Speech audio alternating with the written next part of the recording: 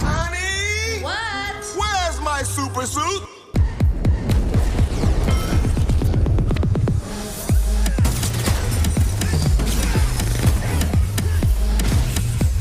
Have you ever considered that God wants to use you as a hero in the lives of the people around you? Join us in this series as we unleash the hero inside each one of us. Boy, you are in for a show tonight, son.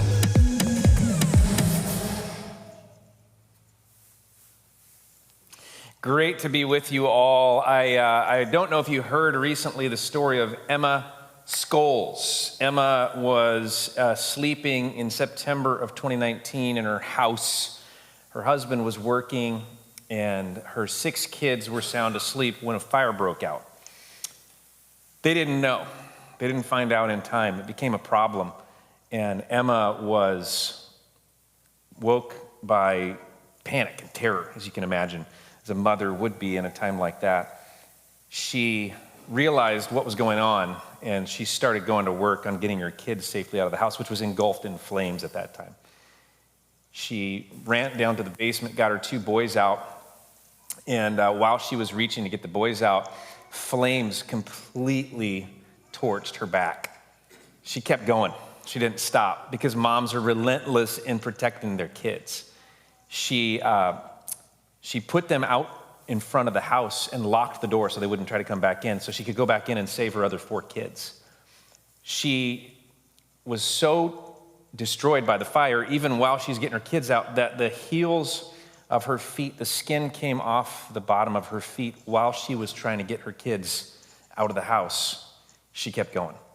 She got all 4 kids safely out of her house, and she was so burned that the kids didn't even recognize her. And surprisingly, she lived. Although she had 93% of her body burned, she lived. And she said in an interview, if I birthed 6 kids, I'm gonna get 6 kids out of my house. We're talking today about courage. Today's message is how to get more courage and stop living scared. Interestingly, in a time like that, something takes over, right? What takes over is what you care about in those moments. And a mother cares so deeply for her kids that she will not be even chased away by flames. She's gonna protect those kids. I think you and I both would say we desperately want to figure out how to live a life without fear. We want to be people who have courage to do the important thing when it matters most, and to do the important thing when nobody's looking. And sometimes our fear drives us away from the important thing, but this is a time when we need everyday heroes. We need to be everyday heroes. People are looking at you and they're looking at me, and though we might not be engulfed in flames in a house, there's important work to do. There's important lives to live, and we can do it. So I want to talk to you about how courage works today, and I want to give you one crystal clear example to follow. So would you grab your notes out of your program or pull them up on your app, and let's get going. I want to give you a story from Mark chapter 12, an account of a real event that Jesus was connected to. This is Jesus during Passion Week. Passion Week is the last week of Jesus' life. And in the Gospel of Mark goes Matthew, Mark, Luke, John. We're reading through the Gospels right now as a church. If you want to join in, you can do that. There's a QR code on the printed notes if you're here on site. There's a way to do that online as well. But in the Gospel of Mark, we see Jesus having just rode into Jerusalem on a donkey on Palm Sunday, getting ready for his crucifixion. Nobody believed it was going to happen. Nobody really seemed to realize that he was going to rise from the dead after that, but he's preparing the scene. So in Mark chapter 12, we see right after Jesus had talked about something called the Great Commandment. Love the Lord your God with all your heart, soul, mind, and strength, and love your neighbor as yourself. He said these are the 2 most important things you could do. And then this thing happens. I want to show you an unsuspecting hero in Mark chapter 12, verses 41 to 44. It goes like this. It says, Jesus sat down near the collection box in the temple and watched as the crowds dropped in their money. Talk about intimidating, huh? Jesus Christ watching you put your money in the thing. Many rich people put in large amounts, of course. Then a poor widow came and dropped in 2 small coins. Jesus called his disciples to him and said, I tell you the truth, this poor widow has given more than all the others who are making contributions. For they gave a tiny part of their surplus, but she, poor as she is, has given everything she had to live on. There's so much packed into these 4 little verses that we're going to spend almost all of our time just on those 4 verses today, because I think God has something so powerful for you and me to learn from this poor widow and her example and what Jesus calls out. I want to give you a little bit of historical background today, so I'm going to sprinkle in some things that were kind of like contextually happening when Jesus was in the temple in Jerusalem. The Jewish religious system was in full force. And so there's a few things going on. One, we know from research, from history, that Jesus was standing and sitting that day in something called the court of women in the temple. The temple was sort of compartmentalized, and so you had like the part where Gentiles, non-Jews could go. You had the part where Jewish women could go. And then you had the part where Jewish men could go. You had the part where the religious leaders could go. You had the part where only the high priest could go. So it was compartmentalized. And in some ways, it was unfortunate because people were kept at distance in some ways. But I find it fascinating when I look at the ministry of Jesus and I look at how he gives us an example. Isn't it interesting that he always sort of hangs out where the outsiders have to stay? He stays with the people who feel like outsiders. I love that. It was called the court of women, not because there was only women there, because that's as far as women could go in the temple. And so that's where he was. And there was a collection box. Actually, in the court of women, in this place where Jesus was, there were 13 collection boxes. And they were all used to collect money for what was called voluntary offerings. In the Old Testament of the Bible, under the law, there were required offerings. And I'm so glad that we don't live under the law. I don't even know how people would remember all the stuff that they had to do. They must have had a checklist, or must have had an app on their phone. That must have been what it was. Had an app on their phone, and it just told them what to do. Because how would you remember all that stuff? But they had required offerings that they had to give, and then there were voluntary offerings. Well, these 13 boxes in this court of women were the voluntary offering boxes. And what the offerings were used for was buying the wood for the sacrifices, buying the salt for the worship things that were happening. It basically kept the functioning of the temple going. And if you think about that, we're going to dive into that a little bit more in a little bit, but how interesting that this woman was there with very little and gave it all. 2 mites is what she gave, according to history. 2 mites. 2 mites. 2 coins that were so small, they're way smaller than a dime, than one of our dimes. And they barely weigh anything. In fact, the 2 coins together that she gave in the temple that day are equal to the weight of what's called 1 middle barley corn.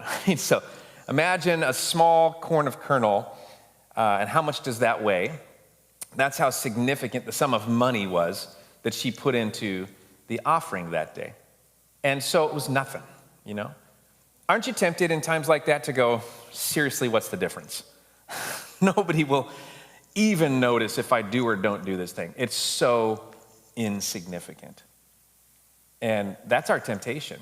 Sometimes I think that's what talks us out of courage, is we go, what I have to give is not significant enough to matter. And so, we kick rocks and we lower our head and we don't feel like we have a significant life.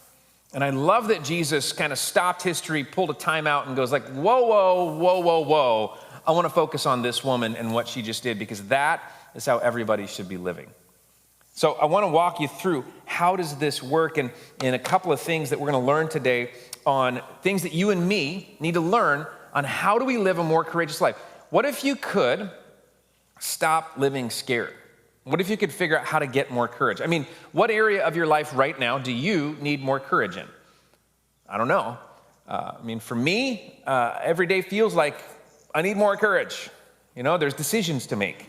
And sometimes it's hard to feel like you've got everything you need to make a decisive move forward. So it's easier to hang back sometimes. It's easier to go, I'm just going to delay that decision, going to kind of procrastinate on where that thing needs to go, or which, for me as a leader of a church, it's easy to go, man, it's so complex. I don't know. There's so many people to talk to. It's easy to kind of just go like, ooh, let's just hold back. For you, maybe there's some relationship decision that you need to make. And maybe there's some act of courage you need to display in a work setting. Maybe there's something that God's been calling you to do that's a spiritual move, something that has to do with your soul or your character. And you're kind of like on the fence about whether you have what it takes, whether you're ready or not.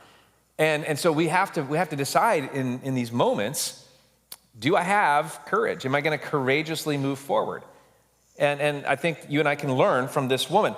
What I want to do is sort of unpack this, and we're going to dissect this little passage. So here's the first thing that I noticed as I was reading this, is that the thing to watch is heart movement. Let's talk about that for a few minutes. Heart movement. You can write that down in your notes. That's the thing to watch, is heart movement. It's fascinating to me, absolutely fascinating, that Jesus was watching the people give their money. Now, some people in the temple probably didn't know who Jesus was. And so maybe for them it was like, who's that guy over in the corner watching me? What a weirdo. Oh, well. They're putting their offering in the thing. But some people knew that this was that Jesus, who had raised Lazarus from the dead, who had turned water into wine, who had proclaimed that he was the Son of God. And so some people were probably looking at him going like, holy smokes. Hey, nudging your wife, hey, honey, pull out another five, pull out another five, pull out another five. Because, we want to put in a good show here for the Son of God as we're putting our offering in. I wanted to point out that, your faith is personal, but it is not private. Your faith is personal, but it is not private. What I mean by that is that sometimes we go like, that's my business. I don't want anyone to see what I do for God. And because your faith is personal but not private, same goes with your generosity. Your generosity is personal, but it's not private because Jesus is watching it, And it's just fascinating to me that he not only did he watch it, but he goes, hey guys, to his disciples, hey guys, come over and check this out. Look at this. And right there in the public, he's pointing out a lady dropping money in the box. How interesting is that? I would never do that in a million years, and I can't imagine somebody doing that when I'm putting my offering in the box. I'd be offended, wouldn't you? But it was Jesus, so maybe there was something there. When you're watching for heart movement, if you've ever been a new parent, you've done it a whole bunch of times. Middle of the night, you can't sleep, you get up, you go to the crib, and you just stare. Just stare at the chest going up and down. And it's so satisfying. You're just like, the whole world is okay right now. I'm watching what? Heart movement. Because there's health and there's life in that body. And when Jesus is looking at your life, he's looking for heart movement. Not just are you alive, but are you progressing? And so he was watching this lady because her heart had progressed. And she had developed more courage and less fear. In fact, she was full of faith that day, wasn't she? And so when God's watching you and me, he's not watching, it's kind of like there's different kinds of parents on the sidelines at sporting events, aren't there? There's that one parent that's just like wants to argue with the ref the whole time, or worse, wants to yell at the other side, and all that. There's that parent. There's the parent who's like maybe a little disappointed in their kid's performance, and it's like, come on, calm down. Like this should be an encouraging moment for your kids, right? Then there's the parent who's watching for every small victory. That's Jesus. He's there. He's like, good job, you caught it. Good job, He's like, come on, go, you can do it. And so he's watching for every small victory. And what does he want to do? He wants to encourage us in our life, our heart growth. That's the whole point of Jesus being in our lives. He's going like, I came to give you, what did he say? Life in all of its fullness. That's what he came to do. So when you're in the game, like this lady was, He's not watching with disappointment, and he's not arguing with the ref. He's there cheering you on because your heart is moving, right? And so everything that Jesus does, think about this, everything that Jesus does, everything that God does in your life and in mine is to move our hearts forward in courage and in trust in him. Because that actually is the whole point of life, is to grow in a trusting relationship with your Creator. So somehow or other, money gets involved in that. By the way, we were asking a question in my growth group this week. I love my men's growth group. Meets on Wednesday nights. We're having so much fun. We asked a question this week, what is integrity? And across the room, we just talked around tables about, well, what is it? And we all came up with little answers, but it was all pretty much the same version, or a certain, different version of the same thing. Integrity is, I think we came up with, is what you're like when nobody is watching. If you're the same in your actions as in your values, if your actions line up with your values, that's called integrity. Because integrity is about, it's the root word is integer, and it means wholeness, the same. My values match my actions. What I say and what I do, same thing. And this is heart growth. What are you like when nobody's watching? What am I like when nobody's watching? It's so easy to have two lives, isn't it? And to go, well, I'm going to be this way when I'm in the temple and Jesus is watching my offering go in the box. And then I'll be this way when he's not there. And that's not heart growth, that's duplicity. James in the New Testament says a double-minded person is unstable in all their ways. And so when it comes to our hearts, it's an opportunity to go, I really recognize one that Jesus sees it all anyways. He sees everything. God sees everything. So there's really no sense in pretending it's one of our values at Westside. We refuse to pretend. Because what's the point of pretending? Not only with God, but with other people. It's actually damaging to pretend. It's actually damaging for other people for me to pretend like I'm more holy than I am, or like I have fewer problems than I actually do. So authenticity and transparency seem to be more helpful for me and other people in my spiritual journey and in theirs. And that's one of the things that we always see in Scripture. Well, in Matthew chapter 6, verse 21, check it out in your notes. It says, the place where your treasure is the place you will most want to be and end up being. That's so true. The place where your treasure is the place you will most want to be and end up being. That's from the Message version of the New Testament verse, Matthew 6:21. And it's so true. Whatever you invest in is where you will most want to be. And I've done this many times. If you think about, if you ever go into a store and buy a certain kind of clothing, and then you are walking around in the mall and you see someone else with that same kind of clothing, and then you see someone else with that same kind of clothing, you're like, hey, everybody seems to be wearing the same thing I'm wearing, but actually they were already wearing that. It's just that you bought it, so now you notice because your money went into something, and so you're more aware of whatever that thing is. Or you might have done this with a car. You got a certain kind of vehicle, and all of a sudden you're like, another Toyota Camry. Why does everybody have Toyota Camrys, But it's not that anything changed except for the fact that you put your money into something, and so now that's where your focus is. Same thing goes with this lady at the temple. How fascinating that she took her money and she put it into the treasury box. It was different than the other people. Because what did Jesus say? He said the rich people, they were putting like a little tiny fraction of their huge surplus in there, so it meant nothing to them. It was more of a show. The lady who had that sacrificial gift is like, she put everything in there for what? For worship. That's what she did. And it's just such a statement of where her heart was. And I think that's why Jesus goes, stop, let's talk about this. You see that? That's courage. That is living without fear. That is a fully trusting relationship with your Creator, if I ever saw it. When I was a kid, and I've told this story before, so if you heard it, I'm sorry, but you need to hear it again. There was this moment. My family grew up sort of not rich at all, okay? There were many times as a kid that I remember, and my parents are hardworking, amazing people, but we struggled. Many times I remember no food in the house, none at all. And so one of those times, we lived in Southern California. I was pretty young. I think I was 5, maybe 6. And my parents and us, my sister and me and my parents, we were praying. My parents said, hey, guys, we need to pray because we need food.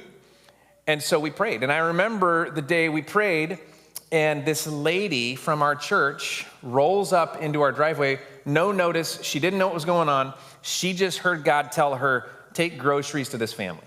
I remember this lady because she was old. She's 142. Because I was 5, I thought she was old. I don't know. She's probably how old I am right now. I don't know. But I'm pretty sure she was 142. She rolls up in this 3-wheeled electric vehicle because she was retired. She was on a fixed income, and she drove the coolest vehicle I'd ever seen at that point in my life, a 3-wheeled electric vehicle. I was like, it's like a motorcycle, Mom. You know, she pulls up with 2 bags of groceries, and she knocks on the door. And I remember my sister and me were like, wow, God answered our prayers. That's amazing. I mean, my life was changed by this lady named Isophine. Isophine was her name. My sister and I thought she was so awesome. We changed that one song that goes, ice cream, we all scream for ice cream. We changed it to Isophine, Isophine, we all scream for Isophine. She was like our hero because she listened to God. She brought us food. And we were changed by that moment because we were like, man, not only does God hear our prayers, but look at that lady who doesn't have much and she helped us, and now we're better off too. There's a book called The Tipping Point by Malcolm Gladwell. He describes how when you do something good, it actually impacts 3 people. He says, picture a guy walking across a crosswalk and a backpack full of papers, and the backpack falls open and the papers go all over the place and there's traffic and he's in trouble. And somebody behind him runs up and starts picking up all the papers to help him and puts them back in the backpack with them. But somebody across the street also sees this. Malcolm Gladwell says, this helps 3 people. It helps the person whose papers fell out of the backpack. It helps the person who helped pick up the papers. And it helps the person who saw it all happen. And this is just what happens when our heart moves and we do something courageous in life, is we go like, I'm getting stronger, they're getting stronger, and the people seeing it are getting stronger. That's what everyday heroes do. I mean, when you heard the story of Emma Scholes, when she went into the home and did that, weren't you a little bit emboldened to go like, wow, I want to be like her? I mean, I don't want my feet, to get burned like that. I don't want to go through, but really I would. And I want to be the kind of person that would if I was called on to do that. But how do you become the kind of person that lives without fear? Well, you got to be comfortable having God watch your heart move. And you got to be comfortable having him do whatever is necessary to move it, which is uncomfortable most of the time, right? Because he's going to do some surgery on us. He's going to cut away some things that don't belong there. He's going to bring us into places where courage is needed, and it's going to stretch us. And are you comfortable with that?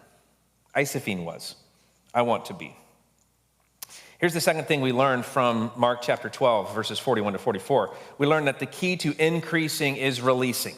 The key to increasing is releasing. If you want more, you have to let go of more. And it's so counterintuitive to our experience as human beings to let go of anything, right? So counterintuitive. I'm just wondering, and I've been vexed this whole week as I've been looking at this lady's story. How was she not scared? She was down to her last 2 coins. We know that from the scripture and from the research. She was down to her last 2 coins. How was she not scared in that moment? Because she was a widow. She didn't have people to take care of her. That was the definition of a widow when Jesus used that term. It was literally her last bit. No other person to support her. Didn't have, any kind of paycheck coming from anybody. And it was everything she had to live on. She traded in that moment all of her treasure for worship. Because that must have been the thing she cared about the most. It was like Emma Scholes cared about her kids the most. This lady didn't have kids. She cared about her Jesus the most. She cared about her Creator the most. She cared about her worship the most. So she let it all go right there. It's all, Jesus goes, this is about proportion. This is about proportion. I don't know if you've ever seen anybody in that state of abandon before. But one time, my wife and I were traveling, and we were in Rome, and we were at St. Mary's Cathedral, which is like the second largest church in Rome. It's a giant church. It has all of these, St. Mary's is a beautiful cathedral, and it's got this big, center area, but then it's got all of these other little chapels around it. And there'll be different little services happening at the different chapels around this cathedral. So one of them was happening, and we got to walk up quietly and sort of sit in the back while this was happening. And while the priest was up front praying and there was some music playing, this woman gets out of her seat just weeping. And she walks slowly to the front, and she just kneels down, and she's just weeping up at the front of the church. And it was such a beautiful moment because it felt like this woman was like bearing her soul to God. And she was like unloading everything at the front, and you could tell. And it was a beautiful moment. And it reminds me of this woman in the temple who had this kind of radical abandon of what God would be asking for, because that's what courage is. It's a radical releasing of control and of wanting to control our own amount of resources or control whatever the outcome of the situation is, control the risk in a situation. So she was releasing, and I know that that's what God is asking us to do as well. If you're watching online or if you're here on site and you're looking into what would it be like to follow Jesus, I do want to be super clear, because I don't like the bait and switch thing, where we know that salvation, in other words, being forgiven by Jesus, is free, but let's be clear, he wants everything. Somebody once said, Jesus doesn't ask for much, just all you have. He just wants everything. He wants every part of your heart. He wants everything that you've got, because he's going to take that and make something great of it. And so your whole life is in some ways is about how much will you release? Because the more you release, the more you increase. And that's what he's trying to teach you and me. I have my little money jar here today. There's a trick that somebody found out when they were in the jungle, and they needed to catch a monkey. So they got a jar, and it had peanuts in it. And here's the trick. If you hold a jar with peanuts out to a monkey, what's the monkey going to do? He's going to put his hand in the jar, right? Mine happens to have money. But the monkey's going to put his hand in the jar, and he's going to reach in and grab a handful of peanuts. And then the monkey won't let go for nothing. So if you have the jar, you have the monkey. And you and me do the same thing. We reach in the jar, which has a few coins in it, or a little bit of security, or a new relationship, or the promotion at work, or that image that we want to have. We reach in the jar and we grab it, and we will not let go. Forget it. I'm stuck, right? The only way to get out of the trap is to let go. We reach into this jar all the time, don't we? And what's in this jar is peanuts compared to what God has for our life. That lady in Mark chapter 12, she was willing to let go. And she did. And Jesus is like, time out, everybody. This is how to live right here. Don't be so consumed with everything that you can try to hang on to. Courage is about trusting in the Father, trusting in God, trusting that if I do obey what he's asking me to do, he's got it covered. He's got it covered. All those answers I can't quite figure out. And so I'm trying to make my pros and cons lists about every move in my life, and I'm trying to play chess with my life. And he's going, would you just take the step I just put in front of you and told you to take, and trust me that I'm a better chess player than you are? Yeah. There's a couple in our church that I admire so much. In fact, they moved from Oregon to Arizona. Andrew and Christiane, and they have such a unique approach to life. We've been talking to them about this. They're really passionate about living differently. So I sat down with them this week on Zoom, and I talked to them about a couple of questions. I want you to see it, so check this out. You guys have lived very much out of generosity and simplicity, in my opinion, in my view, as I've been observing. And so you've been very generous, and you've been driving to simplify your life more. I'd love to just hear you talk a little bit about that and share the why behind it. Why are you pursuing a life of generosity and simplicity? It's I don't think we started out quite that way. We kind of found that became our mission along the way, because what happened is when we got married, we we combined our finances, and I had a lot of student loan debt. And I didn't want to necessarily carry that with me. And I actually felt a lot of guilt bringing that into the marriage.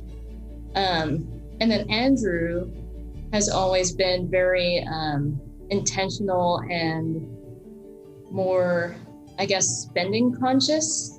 For our anniversary, why don't we just forget about gifts? Let's just go to the coast or something, So I think we kind of stumbled into it, and the more that we found that we were enjoying that more, it just reinforced that idea. Andrew's always been very community conscious too, about giving back.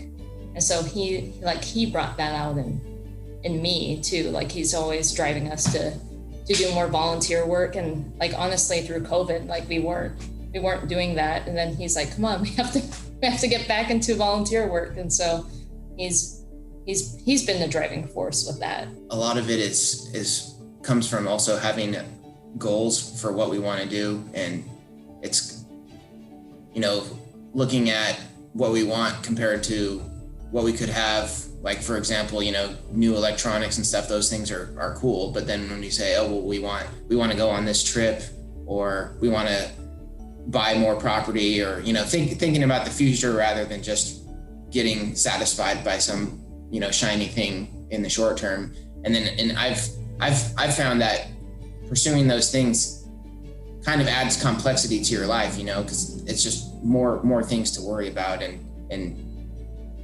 the less stuff you have, it's, you're not spending money on it, but you're not having to maintain it, things like that. So it's like any kind of fun thing that requires, an object. Most of the time now I'm just like, well, let's just rent it for when we need it. You can get caught up in the, I need that new toaster oven, or I really would like this new gadget, but does it really add value to our lives? Probably not. Does it actually take more time to clean these gadgets and maintain them and, and store them in our home? And so do we really need that? Probably not. And so it's, I think ultimately when we're talking about simplicity, it's just really focusing on what are our values, what are our goals, and how do we live in alignment with those we want to give. That's always been that's been something that we have valued and see the importance in, and so that's always at the top of our list and our budget. That's non-negotiable. That's just there, and then the rest of our budget kind of falls after that. So that's something that we don't even talk about. That's just a given. When I look at the budget for the month, it's that's what it is. That's what we give, and every month, and then we just live around that instead of the opposite way, where it's what do we have at the end of the month to give? It's the opposite. So our life is just kind of centered around that. And so we have to live simply around that instead of the opposite way. It's what do I have at the end of the month? No, this is what we give at the beginning of the month, and then this is what we have to play with or spend after that. There are certain things that have come about in our lives where we feel blessed that we don't think would have happened if we hadn't taken that road. So for example, when my dad got sick, my student loans were paid off. We didn't have to worry. We sold our house. We were able to buy in Arizona for less than what our house was worth in Oregon. And then I got a job that paid me a lot more than what I was getting paid in Oregon. And so it's I don't think things would have quite lined up and like worked itself out if we hadn't kind of shown our faith. And it's an act of like, I have faith that you're going to take care of us no matter what. It's powerful, and it's interesting to watch God move in their life as they live that open-handedly with him. I like what Matthew 13:44 says. It says, the kingdom of heaven is like a treasure hidden in a field. When a man found it, he hid it again, and then in his joy went and sold all he had and bought that field. It's like when you find something worth sacrificing for, like this woman who ran into the fire, you will run into the fire for it. When you find something worth sacrificing for, you're gonna drop your last 2 little coins in the box because you're like, no, that's it, that's the treasure right there. And this woman in Mark chapter 12, she found the treasure was this life of worshiping God, this life of being connected with her Creator, knowing that he's watching, he's moving my heart, knowing that I can't hold on to anything really. It's all about what is he going to provide. And I think that's where God wants to take you and I. I want to give you a challenge before we wrap up today. And here's the challenge. Would you be willing to open your hands? Not just with your money, that's part of it. But your money represents your heart, doesn't it? And so would you be willing to open your hands and go, I'm going to give God my time, I'm going to give God my talents, and I'm going to give God my treasure. If you're willing to do that, I want to call you to something called the 3 Teeth Challenge this week. The 3 Teeth Challenge is the way that we're going to do this. And so I want to ask you, if you want to take that, if you're here in person, you can actually just check the box on your connection card, and you can get involved with the 3 Teeth Challenge that way. If you are watching online, you can either text the word 3TC to 503-905-9067, or on the app, you can take the challenge that way. But here's what I'm going to do. I want to send you 3 videos this week that are going to help you to go, how do I give God more of my time? How do I give God more of my talents? And then how do I give God the next level in my treasure? And so, here's what's going to happen. If you're willing to go on that journey with me, I believe that's going to be you and me letting God move our hearts. I believe that's going to be you and me releasing so that he can increase. That's going to be you and me going, I have courage, I have faith, I have trust that God is able, and he's going to step in where I can't. And he's going to do a miracle because I'm just going to release my life to him.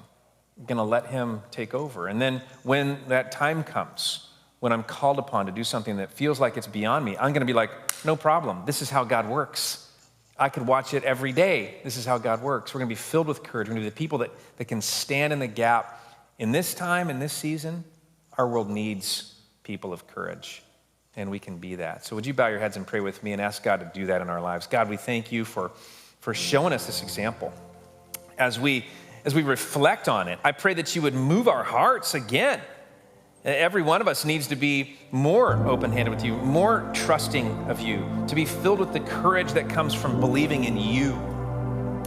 So we thank you in advance for that. Lord, I pray right now, today, that those who are here struggling with maybe a financial need, if you're watching online, you got a financial need, this is your moment to trust the Lord for that. If you got a decision to make, you don't know which way to go, this is your moment to release more and to trust him with that. If you've got to make a personal change and you don't know where the power is going to come from, this is your moment to give him that and trust him with that. And if you've never said yes to Jesus before, this is your chance. This is your chance. You can tell him right now where you're at. You can say, Jesus, today I'm saying yes to you. I want that relationship that gives me courage. I want to know my sins are forgiven, that you're listening to my prayers, that I can hear you, you're guiding me. And so God, I'm giving you my life today. For the first time, saying yes to you. Thanks for saving me. Thanks for your life, your death, your resurrection. Here it is. Here I am. Take over. God, we want that to happen. And as we become people whose hearts move, we want to be people who literally, we give our lives for worship of you. We give our lives because you're so great. We thank you for who you are. We trust you today. In Jesus' name we pray. Amen.